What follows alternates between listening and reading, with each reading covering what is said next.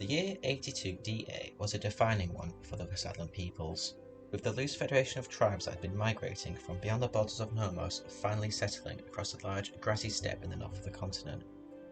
The same year, their first king Griffalo would be crowned, and used his people's martial prowess to target the region's strongest and most established powers, to prove the Vasadlans were a serious threat.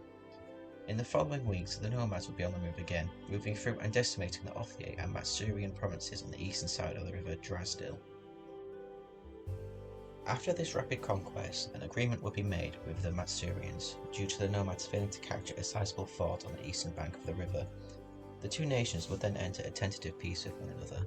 However, the same could not be said for the Othiea, with the brutality of the nomads being put on full show, as what few towns existed in the holdings of House Askell were put to the torch and hundreds of Othiea were sent off to be slaves.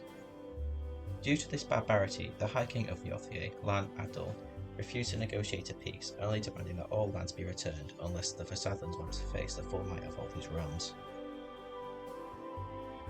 This cold hostility would remain until the assassination of Griffalo in 96 DA and the ascension of the dual monarchy of Othiea and Bacala.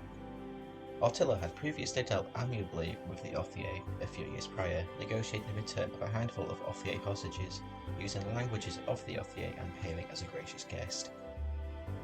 These actions left a lasting echo in the halls of power, and 4 years after Attila's crowning, Lan Adol would invite the king to a series of negotiations to finally end the constant back and forth between the two kingdoms.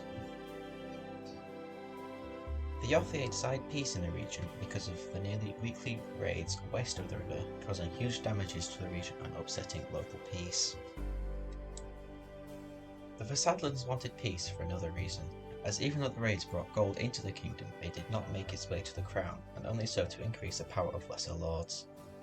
The raids were also problematic as it left the door open for possible Othiea counterattacks, which Othiea and Bacala believed their people were ill-equipped to fend off.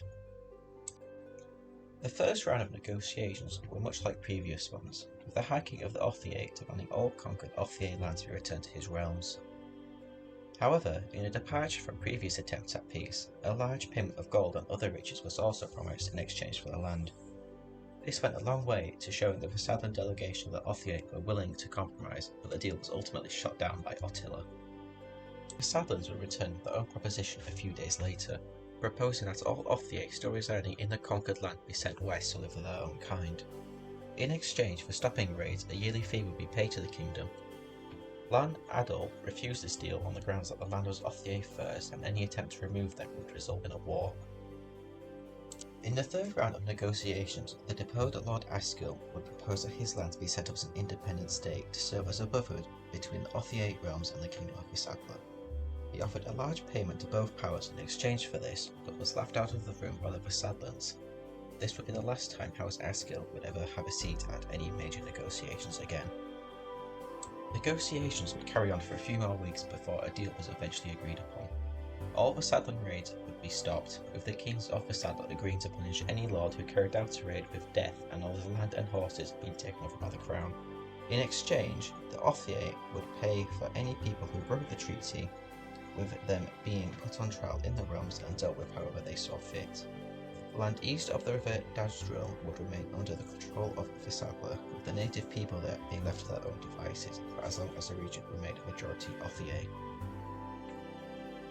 Several high-profile hostage exchanges would take place too, with many lords receiving a new wife from the other kingdom.